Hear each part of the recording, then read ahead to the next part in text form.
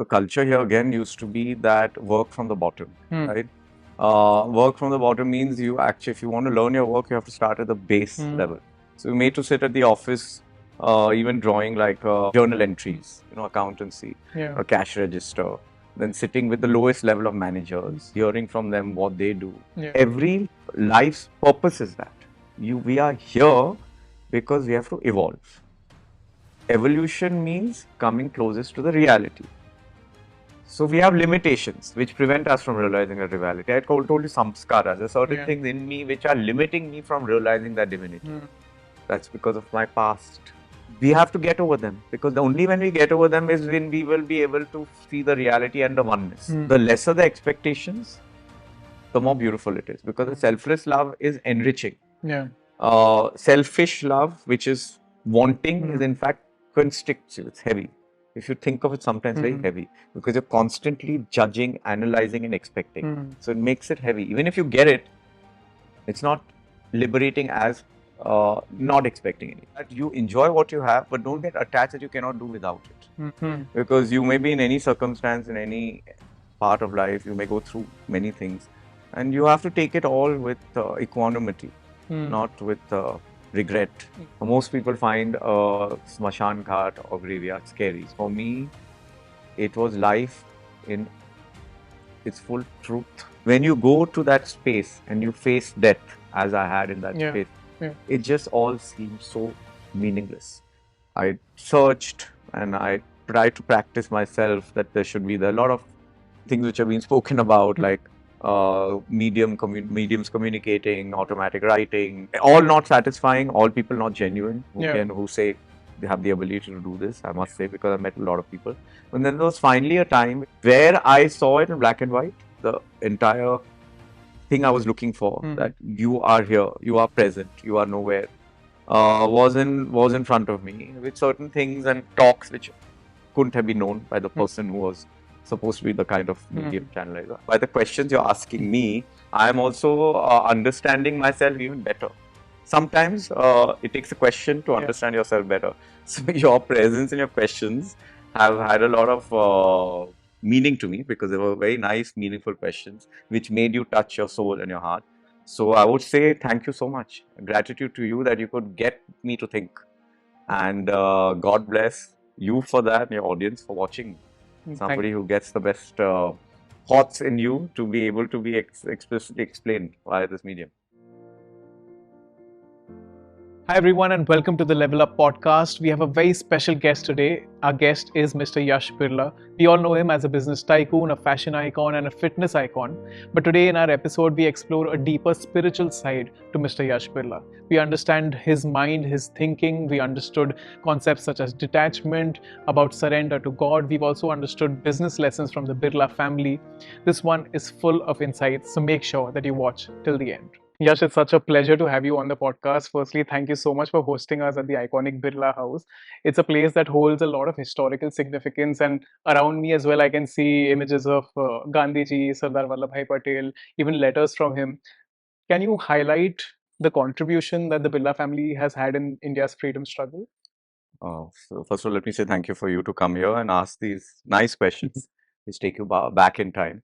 So obviously, I've grown up hearing stories about my ancestors, who most of them are no longer here. The Birla family, of course, we've been in the industrial kind of workspace since 1930s.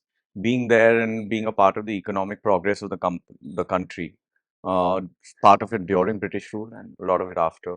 So there was a lot of interaction between the political leaders and the kind of eminent industrialists at that time. Now, besides being industrialist, there's also thought process, the culture, which was very strong in those days. It is to some extent today, but even stronger in those days, that the values must match.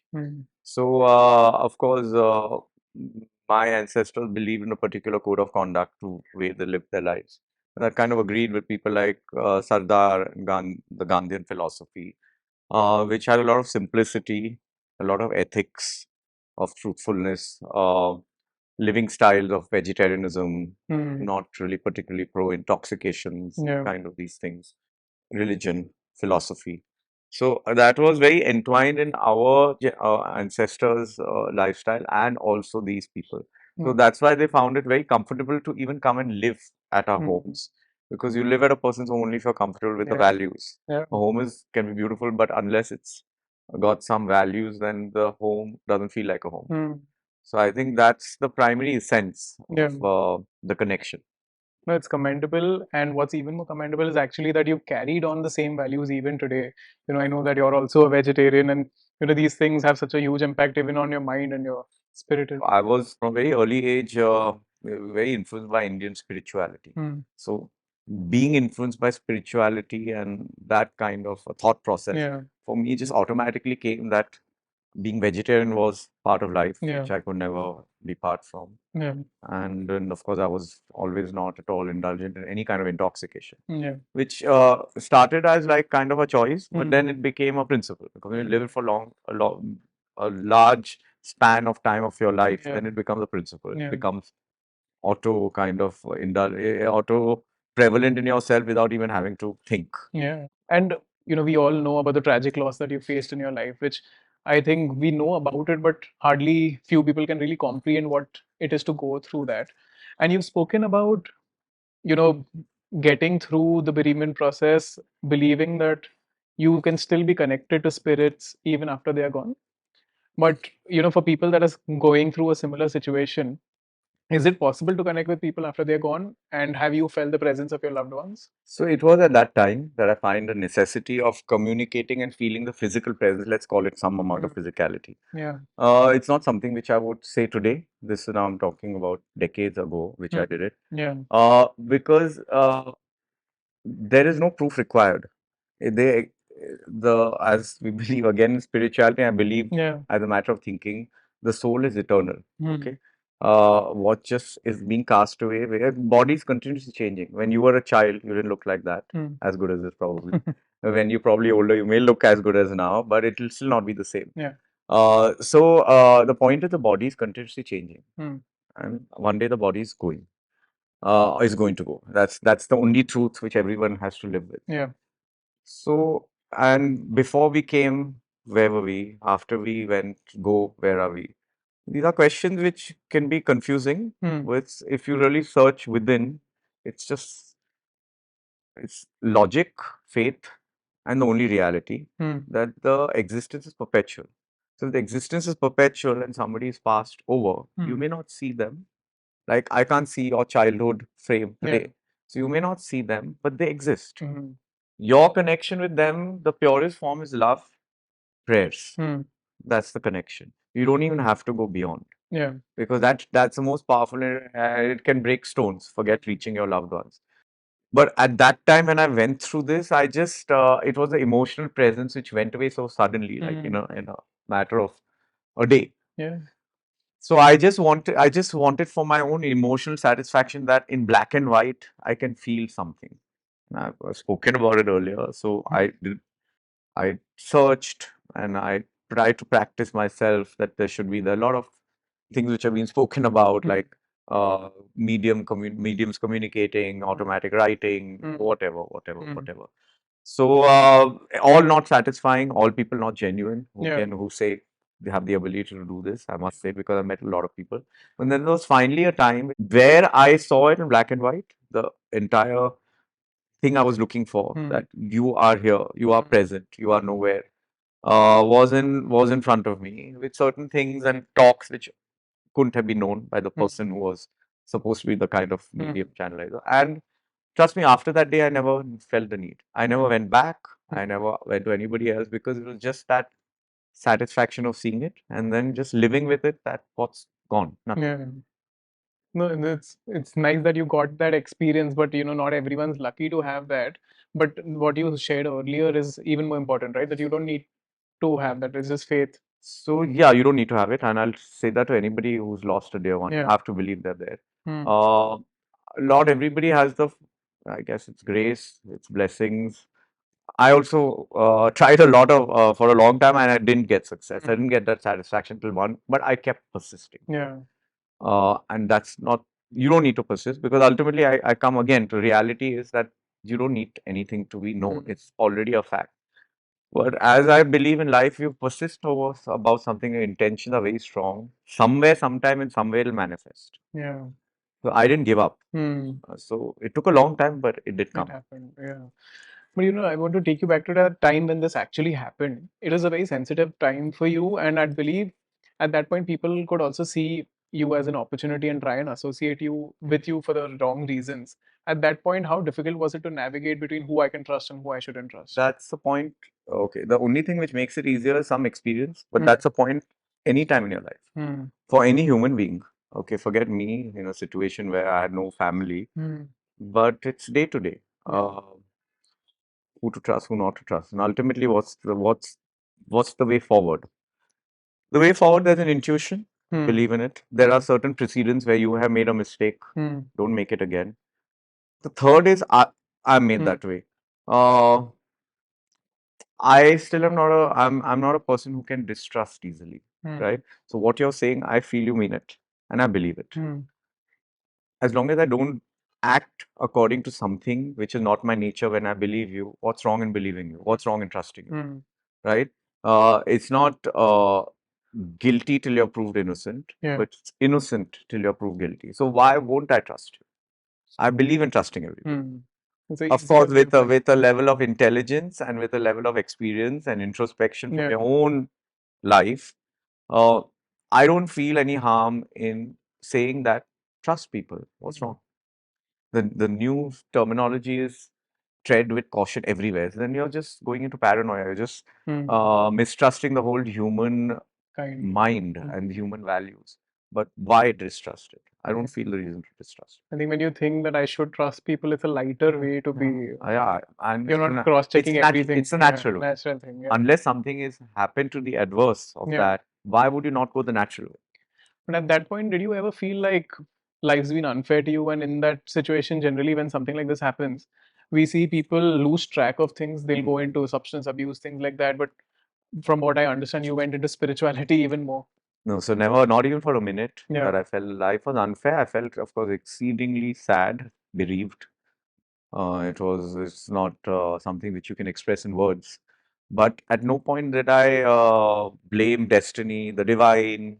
Yeah. It's your fate, it's your karma, it's your period, Hmm. and it's you to evolve, whatever has happened, right? So now that time, the choice is given to you. You either break down Hmm. and then start indulging in things to support you, Yeah. right? Which could be anything, Yeah. substances, intoxication. Or you take the purer path and Hmm. say that what I just told you, what have I lost? Yeah. Lost nothing. I've Yeah. lost something which is important for my day-to-day life. I've Hmm. lost presence of people who I miss very dearly. Hmm.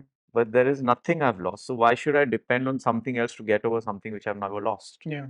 So I've never touched a drop of alcohol. Then, before, after is just something which I don't believe in because face reality. Yeah. Whatever the reality is, even if you don't believe what I'm saying, whatever's real, it's real. Hmm. What's there to run away from?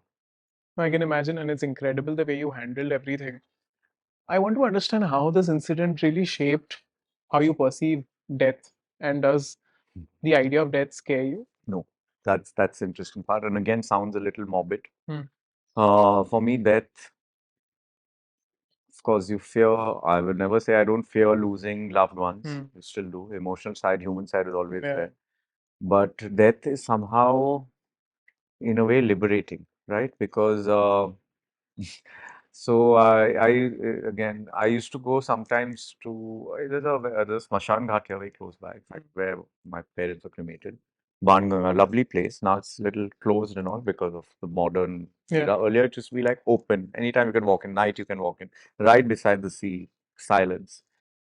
Most people find Smashan Ghat or graveyard scary. For me, it was life in its full truth and glory that in 1 second, the things we are today, day to day living, clinging on to, worrying, arguing, whatever, our daily human life. I also do it, not that Hmm. I'm over. When you go to that space and you face death, as I had in that Yeah. space, Yeah. it just all seems so meaningless that you get over your mundane and you think higher.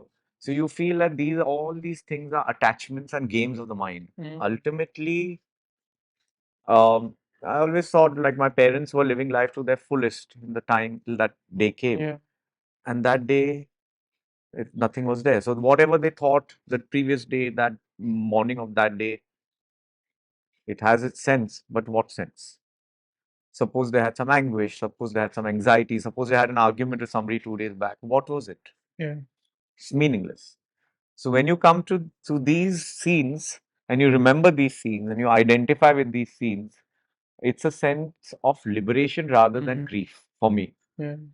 I actually feel liberated over my mundane thoughts. Mm. I can imagine, and this is so powerful in a way because you understand that when you understand that nothing can kill my spirit, Yeah, you lose fear of most yeah, things in life. exactly. And it also reminds us why keeping grudges against people, everything is so frivolous and it's just pointless. Completely meaningless. Yeah, and maybe the things that are happening in our life that are not going our way are just life's way of helping our spirit progress in this current life that we have. Yeah, very true. You So, said it very correctly. yeah, so it's such a amazing insight. Thank you for that. And I'm so happy that possibly around that time you also got married to your wife Avanti, and you had such a long, beautiful relationship. Can you tell us what you think is needed to keep a relationship going and keep it successful for so long? So, first of all, what is love? First Mm. of all, it's okay. So we are dating, you're marrying, or even in sometimes a parent-child, you're expecting something out of that person. So a father will expect this, that my son should be like this because that's the best for him. You wish the best for him, Yeah. but it's all in your mind. It's all in your views. Because I believe in this, he should be like this. Mm. If he's not like that, that's not good. Uh, I'm married to a person, she should make me happy by doing A, B, C, D, E, whatever that may be. Mm. Love, friendship, Yeah. companionship, service, whatever you may look at it. But that's again for yourself, Yeah. right? It's something to do with you. It's something you do this, then I love you. Mm. But that isn't love. Love is selfless, where you are not involved. So let's say if I love somebody and that person is in pain for something not related to me, I feel the pain. That's what love is. If something that person is unhappy about, which has nothing to do with me, my benefit or loss, I also feel unhappy. Yeah. And I want to see a smile on that person's face. I'm saying it could be a child, it could be a parent, could be a spouse, irrespective of anything in the world, Mm. right? So this is common like a mother and a child. Yeah. Every mother would only want that for a child, Yeah. the child to be happy. So, in any relationship, even a spouse relationship, it's most important to have that selflessness. Mm. Of course, we are all human Yeah. and we live in a social world, and there are Yeah. certain things which are do's and don'ts. But the lesser the expectations, the more beautiful it is because the selfless love is enriching. Yeah. Selfish love, which is wanting, is in fact constricts you. It's heavy. If you think of it, sometimes very heavy because you're constantly judging, analyzing, and expecting. So it makes it heavy. Even if you get it, it's not liberating as not expecting anything. I'd imagine that when two people have a relationship that lasts so long, people also evolve over time and they become different individuals. But at the start of the relationship, was there a fear of losing your partner in any way? Because at that point, she was your main anchor. No, it didn't happen to me. Of course, you're possessive. When you're young, you are possessive. Yeah. When you Yeah. all what I just said comes little with uh, growing up, maturing, and spiritual evolution. Yeah. Because at that time, you want everything for yourself. No, but I never had the fear because you have faith, trust. Yeah. Again, that's an important thing in any relationship. If you Yeah. keep doubting, Hmm. that again doesn't make sense. We talked about trust. Yeah. First, learn to trust your family, Yeah. the people you care for. If you start distrusting them, that they're going to let you down and you may not, then Yeah. pointless. No, absolutely. That brings me to the three wonderful kids that you have, two sons and one daughter. And I'd imagine they've been brought up in an environment where they don't really need to work to have a comfortable life.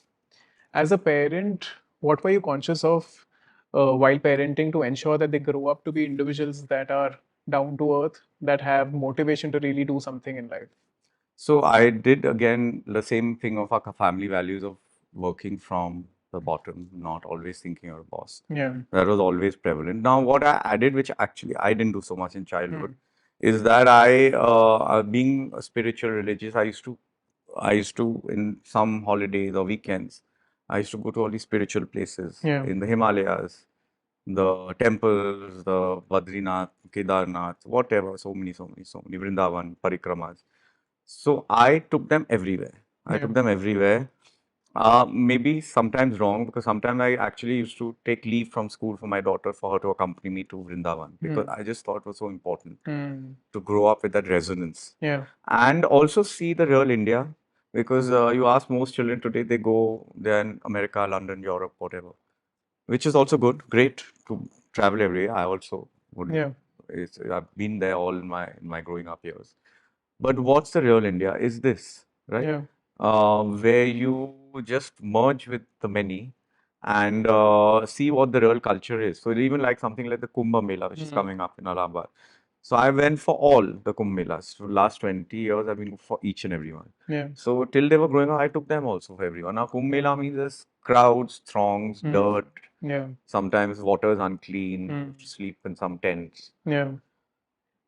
But I think simplicity and living life in different ways, especially when you're growing up, is important. So again, you adjust to every circumstance eventually. Yeah.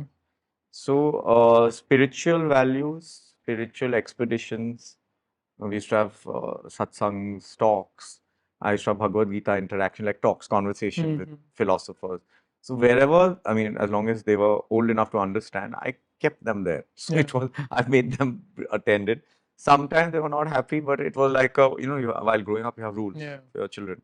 So it was a rule that this is something you have to do. Yeah. No, that's so incredible. And maybe at that point they didn't understand the importance of it.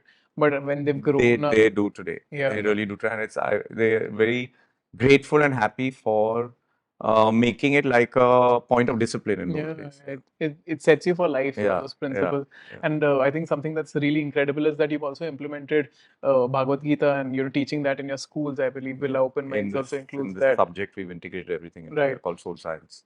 We're talking about Bhagavad Gita, and obviously that reminds me of your love for Lord Krishna and Lord Shiva. And you spoke about a tattoo that you had, and now it's become a tattoo that has elements of Krishna ji and Shiv ji.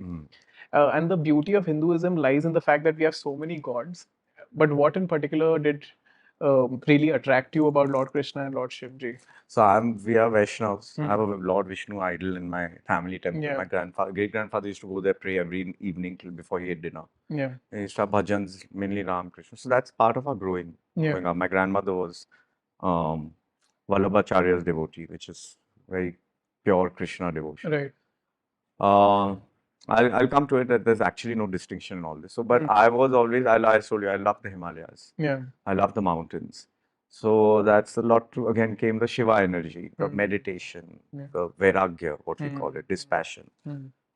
That's what Shivji is kind of known for or identified with. Yeah.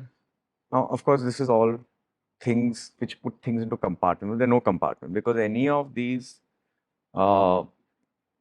any form we worship the divine in is just it's like you may like the fan, I like the air condition. So I'll put on the AC, and you say put on in the winter, I'll say put on the heater if I'm in a colder place. So it's that same electricity, but it's expressed differently according to your mood or a situation. Yeah. So whether it's Krishna or Shiva, it's just a manifestation of that one entity, which is maybe Krishna, you can call it Shiva. There's no disparity. Yeah. And that doesn't only exist in a form.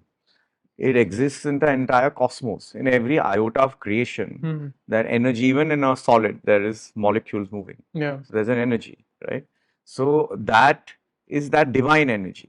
And we may choose to follow whatever we want according to our personality and according to our mood and according to our DNA and upbringing. But it doesn't matter. Ultimately, all are the same. So, of course, I go to Devi temples also. So there is, to me, I go to church. I love church is so silent. You can sit and meditate there.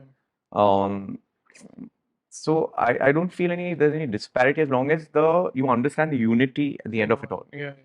Right, yeah, but there are certain things close to your heart. So obviously, when you hear a Krishna bhajan because you heard it from childhood, you just feel happy, you know. No, yeah, at the end of the day, we are all worshipping the same Yeah, energy. yeah, And for me, in a way, like Hanumanji was always very dear to yeah. me. So everyone finds, what they Yeah. relate to. So I've said the Hanuman Chalisa every night from when I was maybe 8 or 9 till date. Oh, wow. So that I'm worshipping Hanumanji. So again, Yeah, it's all the same. yeah. No, absolutely. And I think you also started working very early on and observing people in your family working in business. What would be some of the business lessons that you've observed at a young age from the Birla family? And maybe, if you're applying them even today. So yeah, the culture here again used to be that work from the bottom, Hmm. right? Work from the bottom means you actually, if you want to learn your work, you have to start at the base level. We were always told that, of course, study is one, but once you have started passing out from school, you enter college, you have some free time in the afternoon. That free time is not to socialize, it's more to be productive, which at that time you sometimes resent, sometimes you value later on in life. Of course, you always value it. So you made to sit at the office, even drawing like what we call a journal entries, accountancy, Yeah. a cash register, then sitting with the lowest level of managers, hearing from them what they do, Yeah. they'll make you write Hmm. the entries yourself. So we also, Birlas had a very interesting accounting system called the Partha system, which every day had a daily gain loss. So whatever the factories were doing every day, there was a daily profit and loss made. That was called the Partha. So you learn the Partha, what it's about, and how to make those figures. So you kind of, it's imbibed in your DNA, Yeah. how to be business oriented from very early age. Yeah. There was some instances in when you sit with elders, the father, elders, where you watch what they do. That's for inspiration about a leadership capabilities and qualities when you sit with them. Yeah. But working for us was more at the bottom level, down, Yeah. going down to up.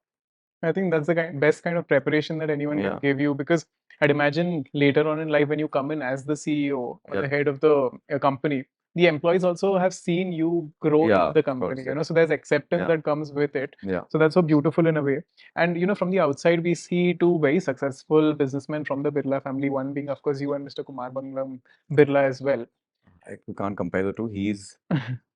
I'll always say I admire him tremendously. He's one of the most iconic industrialists in this country, and he's taken his empire to different levels. Great. And as a person, he's a brilliant human being, a lovely person, and so there's no comparison at all. Like I was trying to get at the idea that two people that come from a similar legacy. Yeah. In what ways do you feel your approach to business is similar, and in what ways is it different? I won't even put it down like this in a chronological micro way. The approach to business would again be the ethics of the family. Yeah. So you always feel that whatever, whether small, big, large, you're always a kind of a trustee. Yeah. You shouldn't be always identifying as an owner. When you identify as the owner, again it goes back to spirituality. That then you start getting attached, you start getting ego, which is always something you have to stay away from. Yeah. So you always have these ethics of looking at business and running business as your duty, dharma, and as a trustee. So I would just stick to the macros. There's no other real micro things to say. There must be a lot of similar thing every businessman has. But as I say, he's of course magnificent. So nothing to compare. But you mentioned something very interesting where one has to run business while being detached. And it reminds me of what Osho used to say, the concept of Zorba the Buddha, where you're living in the material world, enjoying its pleasures, but at the same time you're away from it, you're detached. And practically, but how does one implement that in their life? So it's very simple. Nobody tells you not to enjoy what you have. Okay, so I'm sitting on a comfortable chair. So Yeah. I'm liking it. I'm sitting like this. Yeah. But let's say if this wasn't, then I was given a stool. I should be happy with that. Yeah. I should not say, oh, I'm missing this, and I can't talk as well as I can if I'm sitting on the stool. I'm not comfortable. So that's just a small example. Is that you enjoy what you have, but don't get attached that you cannot do without it. Right? When you get attached to an object, a material object, then after sometimes it's a concept which gets into your head and you can't do without it, which is not life. Because you may be in any circumstance, in any part of life, you may go through many things, and you have to take it all with equanimity, not with regret Yeah. and could have been this way. In a way, then external things have power over you, right? Yeah, They can decide when you're exactly, happy, when exactly. you're not. That's the most you got Yeah, like the the gist of it. kind of the statement which summarizes it all. Yeah. That you have to be in control of yourself. Hmm. Nothing outside you should have any control over. Yeah. Enjoy it, but don't let it control you. That's such a powerful statement. Thank you for sharing that. There are many times in life when we are really confused about what to do. And at that point, we are taught to surrender to God and leave it in God's Yeah, hands. very right. But, as a skeptic, does God really help us? Okay, so what is true surrender? Hmm. That's also an important point.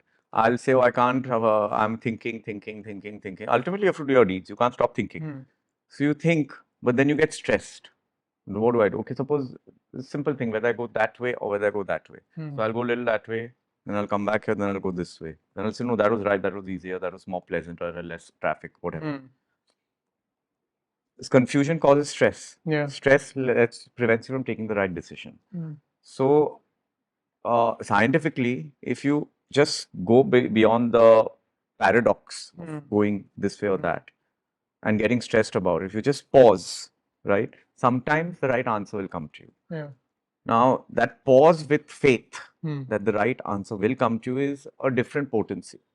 So when you actually surrender, it means you pause, you drop it truly. Then after that, you don't keep thinking, Yeah. no. But again, let me, because I'll give you an incident from philosophy which shows Yeah. this. From our scriptures, I mean, which Yeah. show this. So basically Draupadi, when there was a great game of dice and the Pandavas, and they lost her in the game of dice. Yeah. And she was in front of that whole kind of courtroom. Yeah. Yeah. She was humiliated, right? So she went to her husband's most powerful Yeah. men in Indian history, Yudhishthir, Bhim, Arjun, whatever. They couldn't help her, right? Then they went to Bhishma Pitama, the ideologies of human values. Yeah. He couldn't help her. They went to Vidura, the most intelligent amongst the entire clan in the Mahabharata, helpless. Dronacharya, helpless. So she said, I've come to all you great men and you can't help me. I don't know what to do. I surrender. Govind, only you can help me now. And she sat down. She stopped struggling. She stopped fighting. She stopped asking. She just sat and I surrender. And then came that famous, I mean, fact, I call it history, you can call it story, of that sari coming from somewhere and kept wrapping. And that was the end of the humiliation. So true surrender is when you give up all your efforts and with faith, you surrender to a divinity. Yeah. And that divinity will come. It may come as an intuition, it may come as an answer, it may come as a sign. Somewhere that sign will come. That, okay, this seems to be some direction of what I was contemplating. Yeah. But a lot of us say, oh, we'll surrender, and then we keep again going into that paradox of this, What to that, this, do. that, who, this, that. Then that's not surrender. Yeah. Then you're not surrendering actually, it's just a word. Because your belief is not complete. At Belief is not complete. Faith is not complete. Faith is very powerful. Yeah. When faith is there, mountains can be moved. Yeah. No, It's I a think saying. this would be one of the paths to reaching God, possibly the Bhakti Marg. The Bhakti where- Marg, it's Yeah, faith. yeah, absolutely. I wanted to get deeper into the idea of meditation because I know that you do that actively, and you've spoken about just observing your thoughts out, as a third person is seeing yourself. But can you take us through how that's over the years changed you and also impacted your business? Yeah, so there are a lot of things that agitate you, right? A lot of things, it happens even now. It's the kind of relativity, I would say, where you say you progress. So if you're climbing 10 steps to the first floor of a building, Yeah. even if you climb 5, you've achieved something. You may not have reached the first floor and climbed 10, but as long as you climb 5 from where you were, you should be happy. You should be satisfied. You should thank the divine. So my point is there are situations which, again, there is a samskara. You may get irritated by a noise. Let's say something on the road, some noise. I may not get irritated. That's a samskara. It's inbuilt in us, right? According to our previous births or lifestyle or growing up or whatever. Yeah. How to get out of those reactions of samskaras. I get irritated, grieved by certain things. I get anxious, get fear with certain episodes. Yeah. You may not, I may. So when you start with meditation, feeling that something beyond your mind, because in meditation, your mind kind of doesn't have to go away, but it kind of calms down, settles down, and you learn to disidentify with your mind. Thoughts may come and go, but you stop involving yourself in them. Yeah. So when you see that entity which is away and above the mind, then that emotion stops disturbing you. Right. Right? So that same experience you feel in meditation of that third person, let's call it, while I'm talking to you, let's say you say something which is offensive to me. I'm going to get agitated in front of the camera. I don't want to get agitated.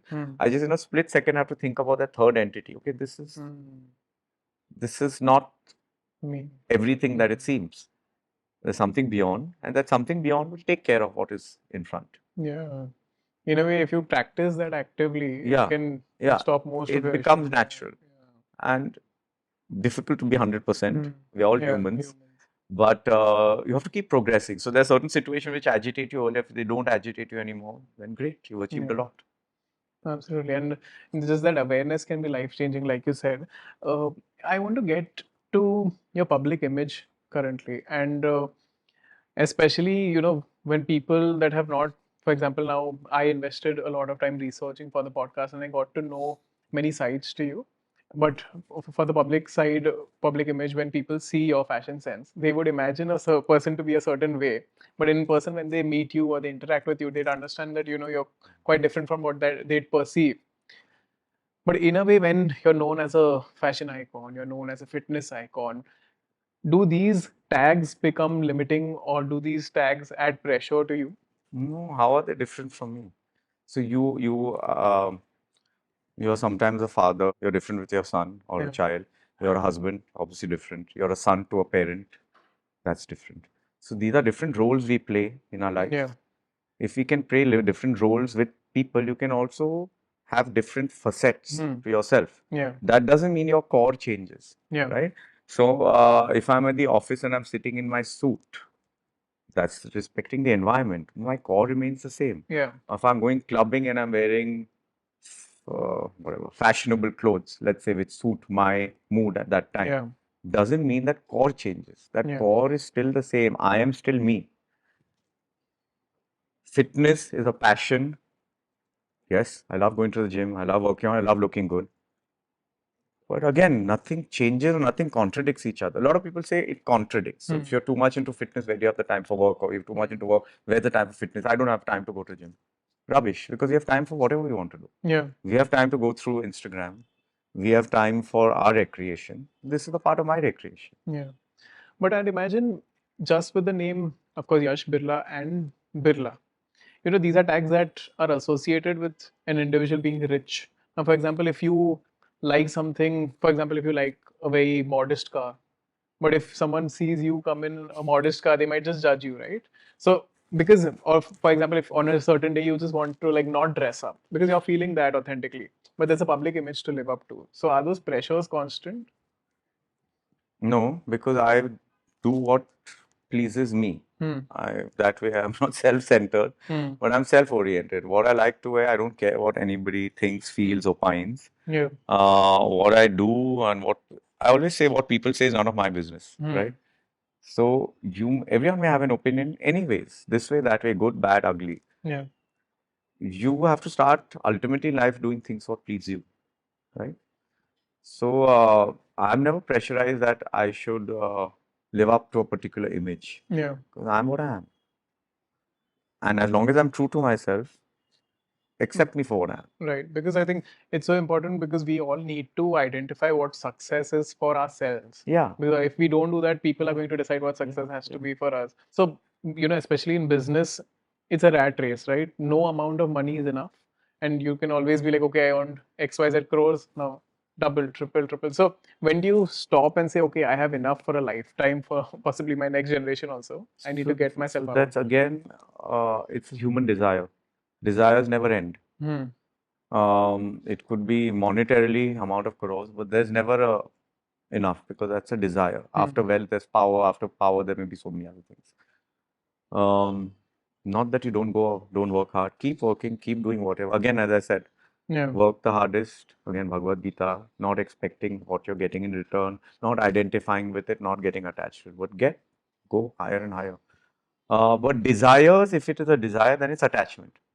De- that attachment is to different objects. But the nature of the human mind to keep desiring is not going to go unless you realize the reality, which we've been talking about through your spiritual practices or through your contemplation or through reading or through rationalization.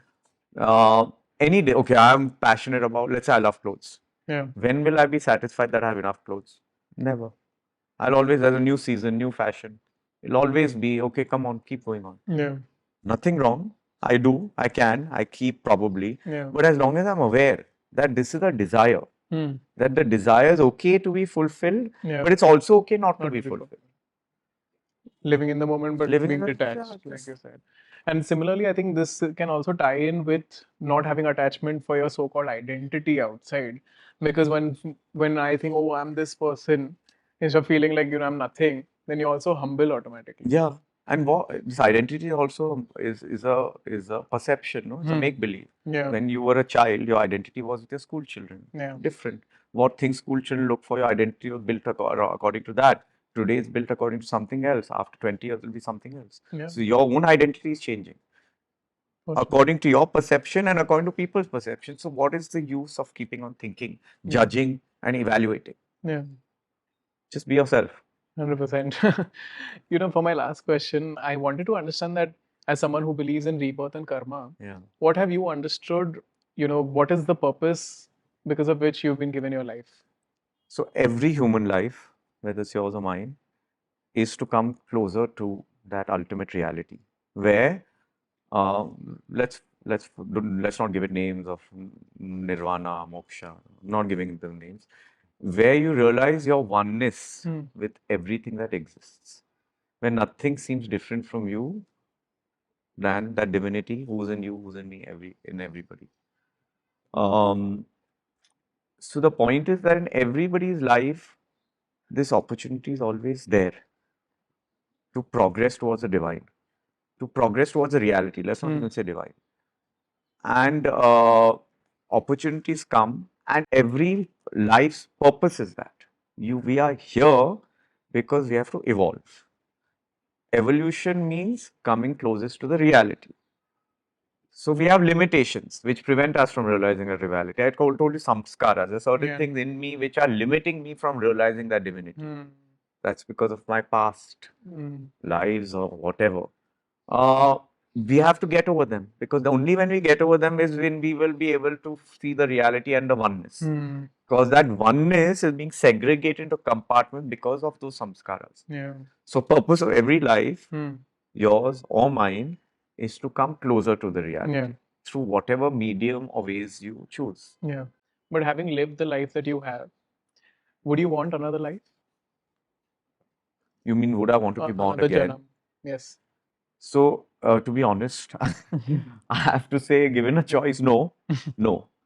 But I'm reading scriptures, and if it's a theoretical answer, which I've still not come to a level, is that whether there's life or whether there's no life, that's his wish, because you're always in love, you're always in his service, you're always in joy, you're always in bliss, you're always in happiness. So what is it, whether you're in here, this body, or without it in some blissful moksha, nirvana state, or whatever? There are many religions, many ways they interpret this state. I won't get into that. But the fact is, you should be blissful here and now. There is another theory, nirvana and moksha here and now. You can have it here and now. It's a state of being, not a afterlife state. So, though my inside has not evolved to that level where I can be at perpetual bliss and any form is acceptable to me. So, if given a choice, I would say, no, I don't want to be reborn, because I would be rather close to that ultimate divinity, whatever form it exists. We are close, but we are not realizing it because of our limitations. I think now we have the understanding that we are one with reality, but belief is taking time. Belief is taking time and evolve, like 10 steps. Maybe the sixth step. When I reach the 10th step, I'll say probably I don't care. Whatever he wishes, I'm happy here, I'm happy anywhere. When the fifth or sixth step, I do have my preferences. No, absolutely. I wish you all the spiritual progress, Yashji. And thank you so much for being on the show, for sharing your insights. I have learned so much. My audience has learned so much. Would you have any parting words? But I'm also learning a lot. By the questions you're asking me, I am also understanding myself even better. Sometimes it takes a question to understand yourself better. So your presence and your questions have had a lot of meaning to me because they were very nice, meaningful questions which made you touch your soul and your heart. So I would say thank you so much. Gratitude to you that you could get me to think. And God bless you for that and your audience for watching. Somebody who gets the best thoughts in you to be able to be explicitly explained via this medium. No, thank you so much. It was my honor, and I'm so happy that my audience will get to see this side of you. Thank you so much. My pleasure, sir. To our audience, thank you so much for watching this episode. If you found it insightful, don't forget to give this video a big thumbs up, share this with your friends and family, subscribe to the channel, hit the bell icon, and I'll see you very soon in another episode. Lots of love. Bye.